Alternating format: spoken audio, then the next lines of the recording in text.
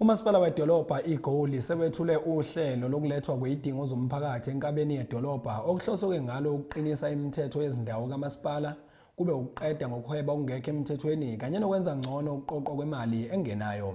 Lolu hlelo kuhloswe ngalo nokugcina idolobha lihlanzekile futhi liphephile okwenzelwa izakhamizi kanye noma ngathi namabhizinisi azinze enkabeni yedolobha.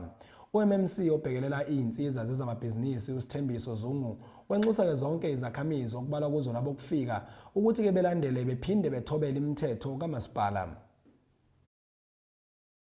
Isixeko saseGoli sikhokhele inkqubo yokunikezelwa kwenkonzo ejolise ekuqiniseni ukuthotyelwa kwemithetho kamasipala, ukunciphisa urhwebo olungekho mthethweni, ukuphucula ukuqokelelwa kwengeniso kunye nokuphucula impilo yokusingqongileyo. Last figure, I think 3 months ago or 4 months ago, if I'm not mistaken. And we gave them notices that, you know what, these structures are not legal.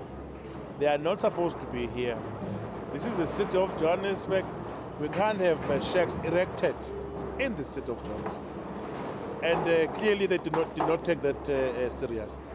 That's why sometimes we'll see the mayor and the MMCs. So you know what, because we gave you notices, we would know you can't be here. If this one is illegal, you must then now demolish. And we're doing exactly that. We're not abusing anyone, but we are actually making sure we enforce our bylaws of the city of Johannesburg. Eliphulo liza kutyelela indawo ezohlukeneyo kwisixeko kwaye lixelwe njengenyathelo eliqhuba kakuhle neliza kuqinisekisa isixeko esicocekileyo nesikhuselekileyo. Masqedala, we are going to pray.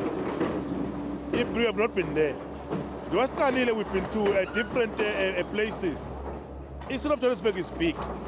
Abantu banokubuza ukuthi hayi no but siyanibona but akwenzeki lutho. Last dlule khona we can see the difference. Go to the Villiers, kunomehluko omkhulu esiwenzile lapha and other streets. So masuka la ku small street. Sizongena la kwezinye izitrata, especially iBridge Street. Kunezikhala eziningi lapha ebantwini ukuthi kunezitolo eziona abantu bokuhamba abangabehave ngendlela right. Enye into futhi khona la kune issue la enkulu. Ela izitolo ezela. Abantu bokuhamba bayabulala. Kubanga ama shops ne business. So nalokho kufanele sikubheke ukuthi sikugwema kanjani because akuhle ezweni lethu abantu basuka khona bazolola izitolo la sikhona njengamanje. Izitolo zonke lezela zona abantu bokuhamba zonke all of them. Akubuke kahle kithi sabaphathi bedolobha. Uluntu luyabongozwa ukuba lukhawulelane nesixeko ngokuncedisana naso ekugcineni ucwangco.